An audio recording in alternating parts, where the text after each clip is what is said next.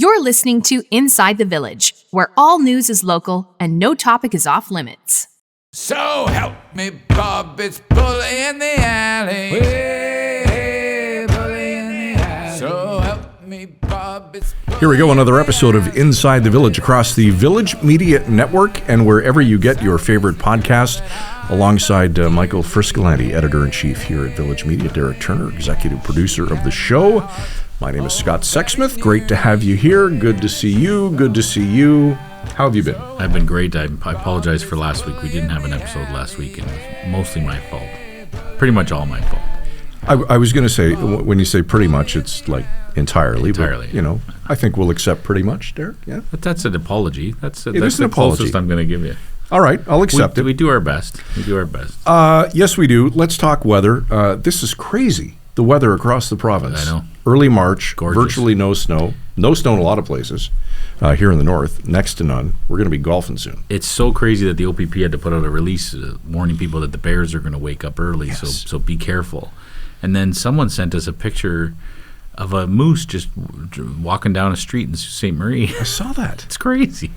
Don't poke the bear. No, I know, it's wild. It's That's what we say around the office. There's a lot of bad green. mood. Yeah, there's Don't a lot poke of the green. bear. Yeah, I mean, the ice rinks are shut down. Like, did anyone snow machine this year? Like, we started the winter off with the snow machining club on the show. Remember? Did anyone even snow machine? We may have jinxed it. I think that had to be the worst. So as excited as we are, as excited as I am about the golf season, baseball season. Preseason is underway. Yep, we're both. Jays look great. Yeah, they do look good. 3 weeks and a bit till opening day. Is that all it is? It's March 28th is opening day, man. I love it when it's in March. You don't even have to wait till April. I know. It's awesome. super exciting. I've been listening to a few Tigers podcasts, and people seem positive. The Miguel Cabrera era is over, and there's a lot of new blood coming in. I'd be interested to see how the Blue Jays, if they're over the Shohei Ohtani stuff, if they're going to be able to move on. I'd completely forgotten about it. Yeah.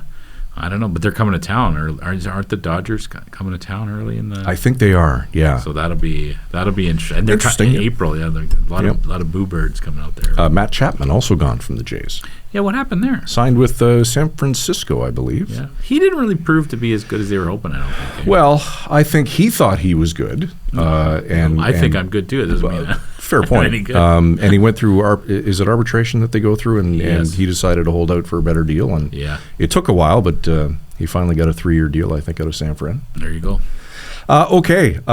Baseball players, they seem to play every day. They certainly don't believe in a 4-day work week, and that's the topic of today's Inside the Village. Yeah, we're going to chat burnout in the workplace.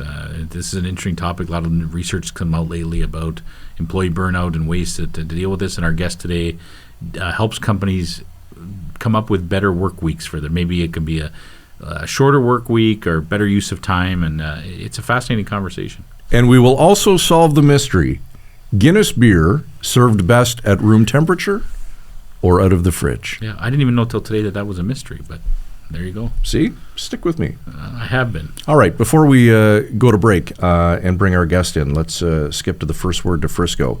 And hard to believe how fast time flies, but the Trillium has just celebrated its first anniversary. Yeah, we just had a meeting this morning we have a meeting every week with the editorial team, so all our editors and reporters across the chain, and gave a big shout out to the Trillium. It is crazy how fast it's gone by, and we remember how that all came together so quickly. Like in a matter of days, we launched the Trillium with the team. We used to be from the Queen's Park briefing, and it's just been phenomenal to watch. Like, as the editor-in-chief, I've been able to sit back most of the time and just watch them work their magic. And Yep. I've been lucky enough to be involved in some of the big stories that they work on. But every day they bring it. And what's what's been great is every day there's a story that goes across the chain that our teams across the network will also run. So they'll be running Trillium reporting every day on their site, so their local readers will also get a sense of the great journalism they're doing. But there's been a lot of stories from our sites that are running on the Trillium. Right. And as Jess said today, Jessica Smith-Cross, who's the editor-in-chief over there, talked about how we have the great ability to put faces to the policies, the things that are happening at Queen's Park, right? So they're so focused in the bubble of Queen's Park and the politics and the policy, but we tell the real stories about the people who can't get into nursing homes or the people who are struggling because of legislation that has or hasn't been passed at Queen's Park. And so Jess has really enjoyed being able to run so many of our great local stories on the Trillium and give those those pieces to readers who are interested in the politics of things. So it's been a great trade-off that way, and a great relationship. And as I said today, I couldn't imagine Village Media without the Trillium. No, they're a great staff, intelligent, and the best at what they do. Yeah, and you get to know them every week in Trillium Talk that we do on Sundays. So yeah, it's been great to have that. Yep. Well, happy 1 year to the crew at the Trillium. All right, to Essa Township around the Barrie area, and somebody not too happy with some speed traps. Yeah, this is like local journalism at its best, right? Wayne Doyle did a piece about how they put up their first speed trap in Essa Township, and these are becoming more controversial, right? Mm-hmm. These are private companies that are going to cities and saying, we'll run your speed enforcement, you'll get a cut of it, and we'll take the rest. And so it's kind of hands off. It's not run by the city, it's run by a third party. Yeah. And people, we've seen in Guelph some great reporting about people who are upset about their people getting 4 or 5 tickets at a time, all at the same time. Like, so they're getting dinged every day for speeding. And not because they're like 15 or 20 kilometers over, right? It's very marginal. It's marginal, like sometimes 5 kilometers over, right? So there's a lot of kind of anger about these cameras, right? People thinking it's a cash grab, whether you do or not, whether it is or not. That's what a lot of people think. And obviously, someone in Essa Township was so mad about it, they took a chainsaw to it, chopped it down. I shouldn't laugh. It's a crime, right? It's a crime. But it's I think it's a testament to how frustrated people are. And the CAO in Essa told Wayne that this is unfortunate, and said, well, if you didn't speed, then you wouldn't have to worry about it. But again, like you said, is speeding 4 kilometers over the speed limit? So you see why people are frustrated. I'm not condoning chopping things down with a chainsaw. We do not endorse criminal activity here on Inside the Village. We do not. Just to be clear. That's right. But it's Michael Friscolanti, care of Village. Just kidding. All right, and finally, one of the wildest stories that I think I came across this week, and you and Derek and I were just talking about it, human composting. Yeah, Patrick Kane, part of our Trillium team, and part of our team overall, but works with the Trillium closely. He's our data specialist at Village, right? But he also just does these great pieces, and this is one of them. I guess, and I didn't know this till I read the story, but the province had put out a call for public consultation 4 years ago. Do you support human composting as another means to what's the right word? What you do with a dead body, essentially, right? Yeah. So it's a greener alternative to cremation. So you basically be put in this box with this other material, and in 2 months your body would compost, and they could just put you in the garden or put you wherever. And amazing how many people are. It was fascinating to me. So of course our readers were fascinated by it too. We even ran a little poll here in the Sioux with our readers, and they were split down the middle, 50-50 over whether they. Yeah. What do you think? You know what? I'll be dead, so I really won't care. But people spread ashes all over the place. Yeah. So if you can do some good with it, why not? I agree. I just think of it. The first thing that thought in my mind was a grandparent who loves to garden. Yeah. You can compost the body, and it's just a tribute. Just put it in the garden. And I know people are going to be angry that I said that, but what a great way to live on in the place that you love the most. I don't know. I drive by these cemeteries and I see people in the wall. I think that's the dumbest thing I've ever. Why would you want to spend thousands of dollars to go be put in this freezing cold thing like that? Nobody goes and visits you, especially me. Who's going to come? So Derek and I'll come. Yeah, thanks. I appreciate it. But to me, this makes way more sense. It's a greener alternative. We all got to do more for the environment, Scott. I've always said there's a hole at the golf course where I play, 17th hole, par 3. It's over water. Yeah. Terrible hole. It's my nemesis. But I've always said, take half of my ashes and spread it in that body of water. Yeah. Because I want to haunt the guys that I play golf with for the rest of their playing career. There you go. And you made the point is just true. If you're gone, I think it's in California. There's a university where you can donate your body to, and there's a massive area, it's outside. So they'll put a body under a tree or a body in the middle of the field. Really? And they'll research. They'll study how it decomposes, and people donate their bodies. I know I see you cringing a little bit there, but they do. There's been Google it. There's been lots of pieces written about it. So it's how we learn, right? It's how we learn science, buddy. All right, the first word to Frisco. Okay, today on the show, and he's standing by on the line, Joe O'Connor, the Chief Executive Officer of the Work Time Reduction Center. We're going to talk the 4-day work week when we return. Right after this on Inside the Village.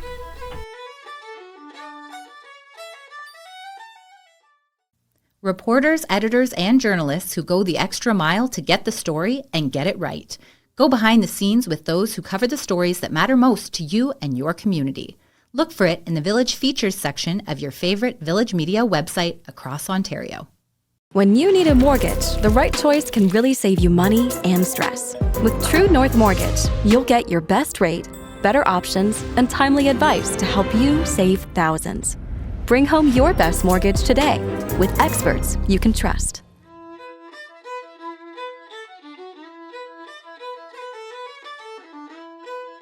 We're back on Inside the Village with Michael Friscolanti, Editor-in-Chief here at Village Media. I'm Scott Sexsmith. Lots of talk, Frisco, these days about a compressed work week, some going from 5 to 4, half day here, half day there. Very pleased to have with us on the line today Joe O'Connor. Joe is the Chief Executive Officer of the Work Time Reduction Center. Joe, welcome to Inside the Village. Great to have you here today. Great to be with you. Thanks for having me. So, Joe, I know your company works with other companies to help transition to a compressed work week, no matter what that looks like. Can you kind of walk Frisco and I and our audience through that and the kind of work that you guys do? Sure. So we're a consulting and research organization. We're based here in Toronto, but we operate globally. I'm originally from Ireland, which perhaps you can tell. And yeah, we work with other organizations who are interested in transitioning to shorter work week models. And so a lot of the work we do is helping them to find that unlock capacity, those efficiencies, those productivity gains that are necessary in order to be able to accommodate the transition to a reduced hour model. And what's the motivation? I mean, we hear so much about burnout nowadays. Are these companies that are coming forward and want to do this? They've finally realized that they're working people too hard? Yeah, I would say there's a spread of motivations. Probably the single biggest one is using this as a source of potential competitive advantage when it comes to attracting and retaining talent. So this is something which I've been working on shorter workweek projects for about 6 years now. This is much less of a niche thing than it was pre-pandemic, but it's still quite novel. For most organizations that do this, they may be one of the few in their industry that is offering this. So it's a really compelling way to differentiate your employee value proposition, particularly if, for example, you're a mid-sized tech company, maybe you can't pay as much as Meta or Google for engineers. This is a creative way that you can remain competitive. If you're a nonprofit organization, maybe you can't pay as much as the private sector. So I think it's one flexibility option that's available to organizations, which can really help them to stand out.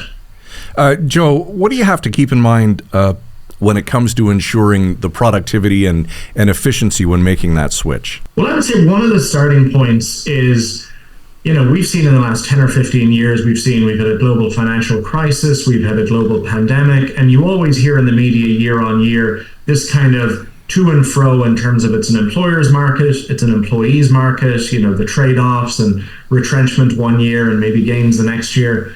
My view is that misses the point in that most of the organizational science and the research is very clear. Productivity and employee well-being are not competing forces, they're complementary forces. And if you've got a happy, healthy workforce that's able to show up, be focused, and bring their best selves at work, you're probably going to have an organization that's well positioned to be productive and to be profitable.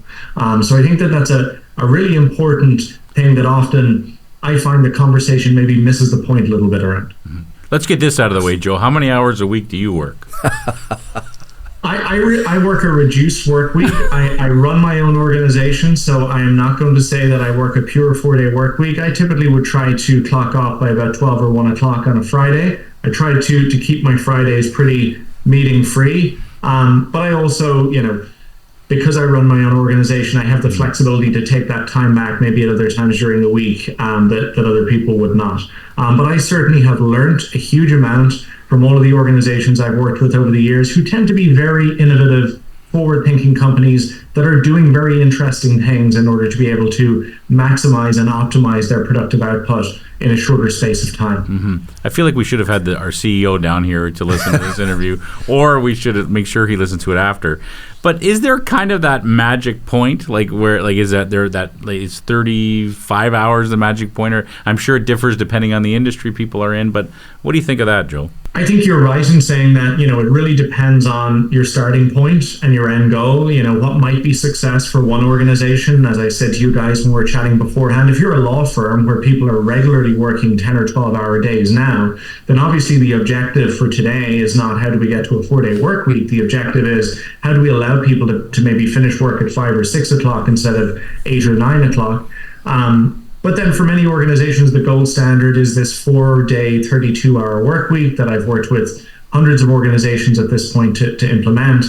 And I guess, the point here is that I don't know where this ends up, or I don't know where this is going. But what I do know is that before COVID ever came along, we had the productive capacity and the technological tools at our disposal to do more with less. And we've created workplaces that are full of all this clutter, unnecessary and overlong meetings, digital distractions, interruptions in people's, task switching and flow, processes that are maybe out of date. And once you create a framework and an incentive structure, and I say incentive very deliberately because the shorter work week is not a perk. It's an incentive to drive operational excellence, efficiencies, and changes in work practices. And when you position it in that way, people are very focused and motivated to do what's necessary to find those efficiencies in order to be able to make this work. And just so we're clear, Joe, a shorter work week doesn't mean a 10-hour day for 4 days a week or reducing pay. It's the same pay that you were getting prior to the shift, and it's actually a reduction in hours. It's not just, splitting that up differently. Yes, it's not moving around the deck chairs so that you're doing the same number of hours in fewer days and longer days. Actually, again, most of the science around this would suggest that your 9th and 10th hour may not be as productive on a Wednesday as your 1st and 2nd hour on a Thursday. So it can actually be counterproductive to operate that, especially in knowledge work. But the point here is kind of almost about, this is not a time for money trade-off. This is not about saying that we're going to ask you to work fewer hours so that we can reduce your pay.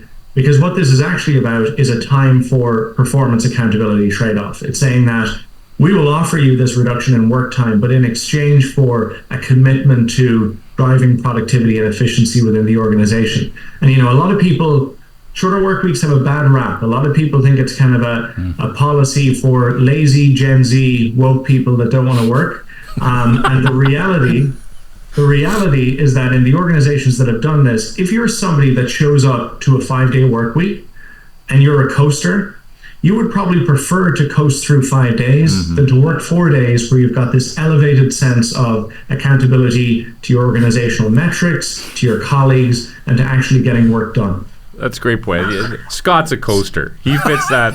He fits that perfect. He's in the sauna for an hour a day. He's working out 2 other hours a day. I mean, he's already working like a 4-hour week. So it's. But I still get my stuff done. Yeah, and I'm just kidding. I'm totally joking, of course, Joe. Scott's very much like that. He gets it done, right? He comes into work.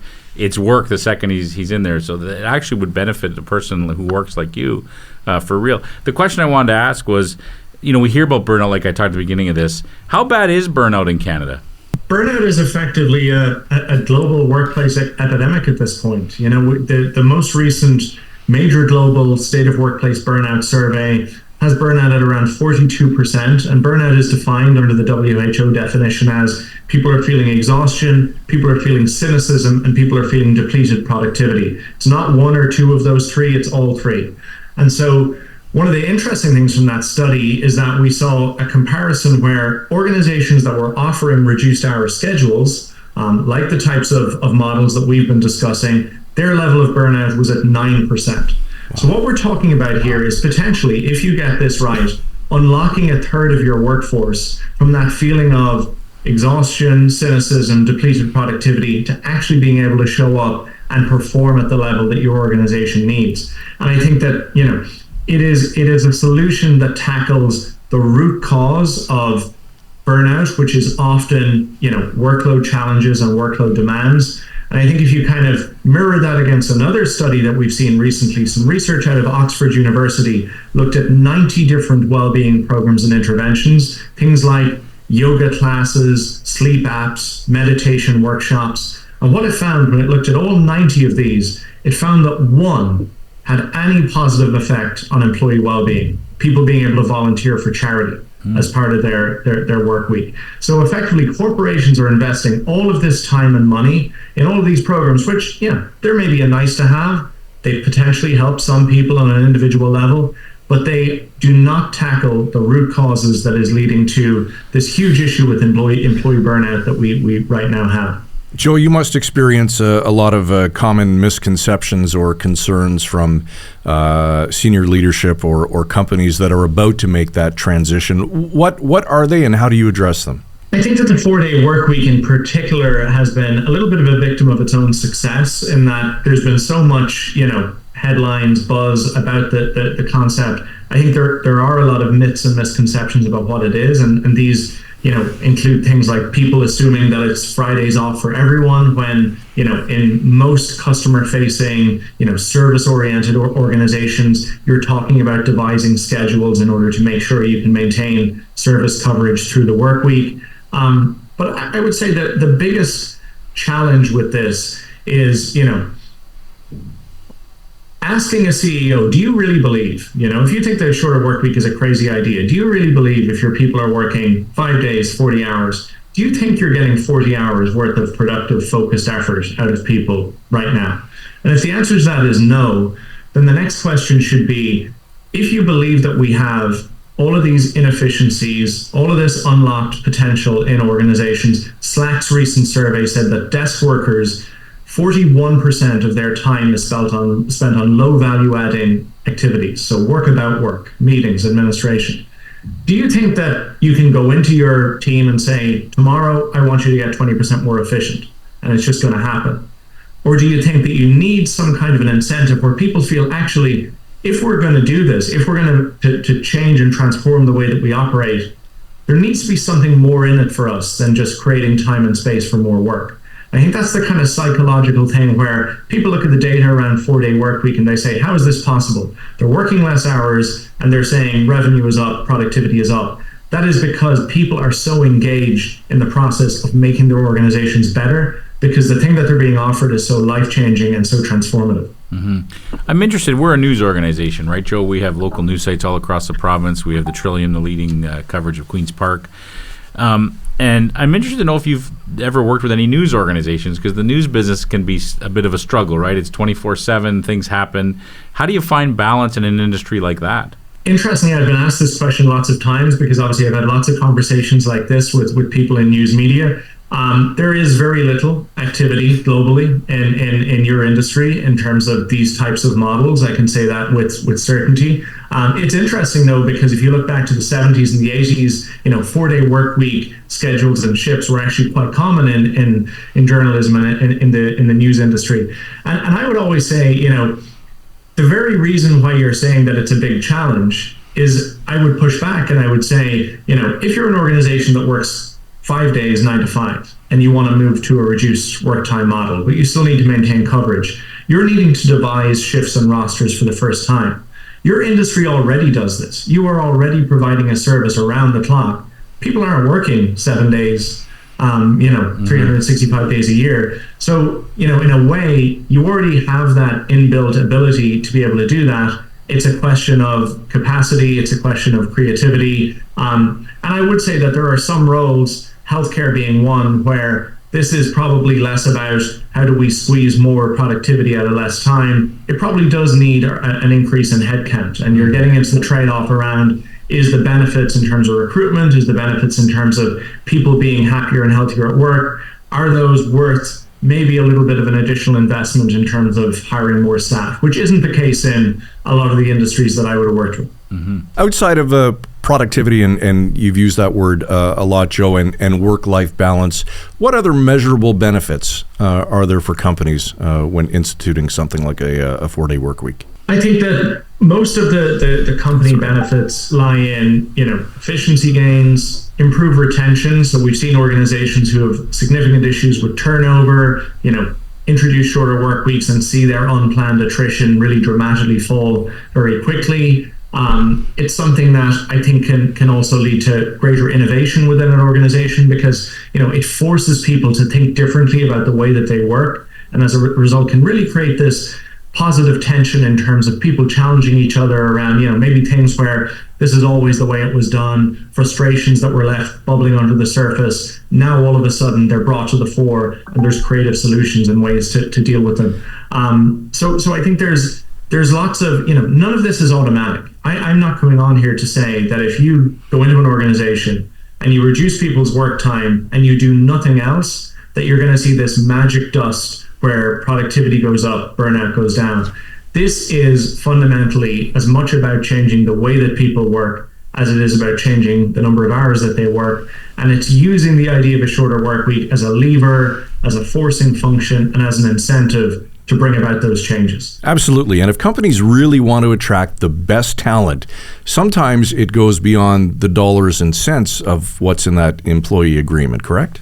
Absolutely. And there's, there are dollars and cents here in terms of the money that companies are spending on recruitment, on retraining, on upskilling, on maybe, somebody who has a lot of experience working with a particular client or a particular account, and then, you lose that person and it takes a bit of time to get back to where you were. The other thing that I would introduce here is the other huge conversation that we're all having in business right now, which is around artificial intelligence.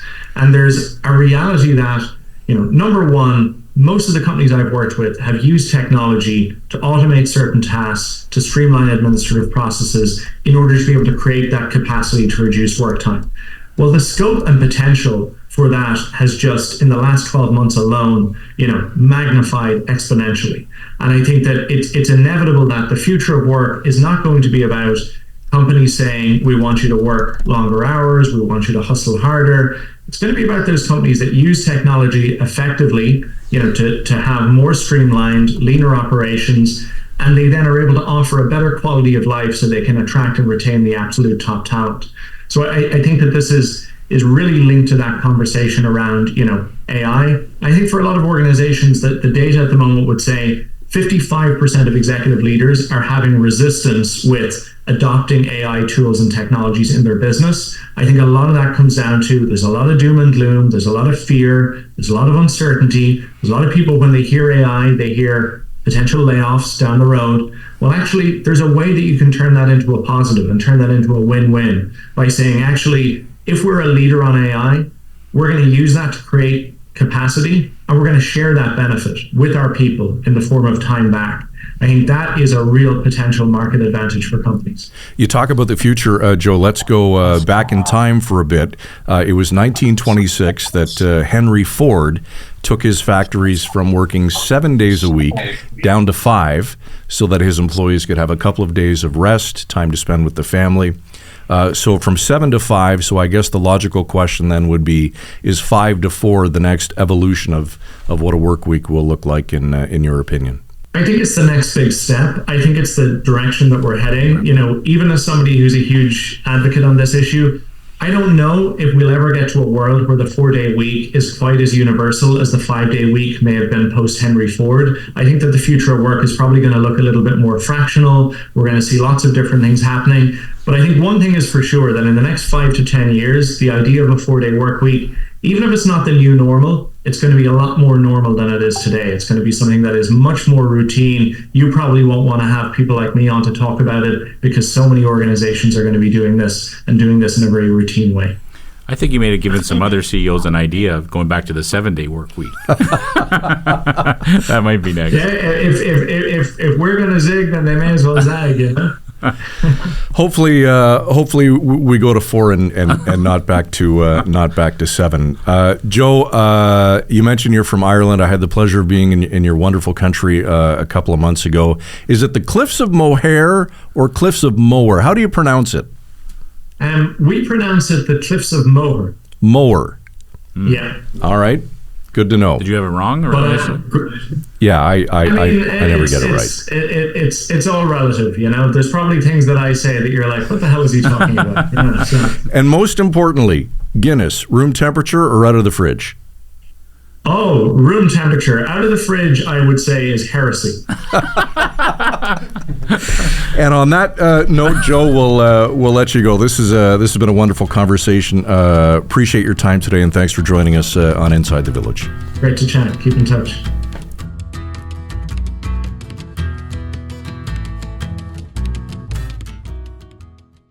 When you need a mortgage, the right choice can really save you money and stress. With True North Mortgage, you'll get your best rate, better options, and timely advice to help you save thousands. Bring home your best mortgage today with experts you can trust. Reporters, editors, and journalists who go the extra mile to get the story and get it right. Go behind the scenes with those who cover the stories that matter most to you and your community. Look for it in the Village Features section of your favorite Village Media website across Ontario.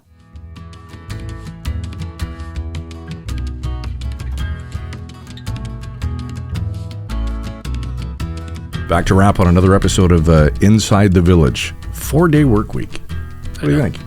I'm still shocked about the warm beer, to be honest. No matter how long your work week is, you're going to finish it off with a warm beer. That's never understood that. I know it's traditional. Words we will never utter. I know if people make it to the end of the show, they're going to be angry and say something. But yeah, I mean, you might as well just keep working if you're going to have a warm beer at the end of it. Yeah, it'd be interesting to see. I mean, a lot of companies are adopting this, and to Joe's point that employers need to get creative when you want to attract the best talent, right? If the job pays X and X, right? Yeah. What's going to set them, apart? And something like a 4-day work week. Well, here makes you wonder. I agree, and I think it could work in a lot of organizations. Just to give a little insight to our listeners about how we work, right? They know that they read whatever local site they read, whether it's Aurelia Matters or Guelph Today or Sioux Today. And there's people behind those sites who are working long days, and not so much that we work long days, which it's always on your mind. And if something big happens at 10 p.m., you're the person that's going to be dealing with it because you're either the news editor or you're a reporter there. You're kind of at the whim of the news, right? And my family's always joked about it. Whenever we try to do anything normal, the news gets in the way. Yeah. And so there's really not much you can do about that. But he did talk about head count, so we might have to see if there's just maybe that's. And you work extraordinary hours. You really do. I work long hours. You do. Yeah. But it's working in front of a laptop. But I can assure you that a lot of people in the news side here work long hours. It's why our sites are so good and why people have the breaking up to the minute news that's going on there. It's also there's an element of we do this willingly. It's like a calling. Yeah. Right? We care about the news. We care about informing the community when something big is happening or something important is happening, and that's. I just don't. I've been in this business for 25 years. I've never really seen it any different. Do you find it hard to turn it off, though, when you are on holidays or out of the office? Yes. As a news guy, a journalist, hardcore, is it hard to turn off? It's very hard to turn off. It consumes you because you still read the news all day, or you'll get a tip from somebody. So you're still often in touch with the team because like, oh, I heard this, or this is something, or you should chase this down. But we have great journalists in this company. So if the time I am off, for example, I'll look at our sites and I'll say, well, they're doing just fine. They know what they're doing. It's not like they need me over the. But it is, for example, if you're a local editor at one of our sites, you never really turn it off because the community thinks of you as the local editor too, right? So they know that this person is in charge, and they know this person is the person who's directing the news coverage in that community. So it's really hard to turn it off. I can assure you, I've had lots of conversations with our team here, as well as other journalists in other places I've worked. It's very difficult to turn it off, and it's because they care about what goes on that site. And, right. And I'm boasting, but it's because that's why they look so good. That's why our news sites are the go-to sources in our communities. 24 hours a day, 7 days a week. That's right. Not 4 days a week. Yeah, we were the Henry Ford style. Great story. That was great. That was pretty interesting. ITV at villagemedia.ca. If you've got a comment on this show or any previous shows, we'd be happy to hear from you. So reach out. Derek Turner, executive producer of the show. Michael Friscolanti, editor-in-chief. I'm Scott Sexsmith. Thanks for watching this week. We'll see you next week on Inside the Village. You've been listening to Inside the Village. Frisco and Scott's Wardrobe, provided in part by Moores, Sault Ste. Marie.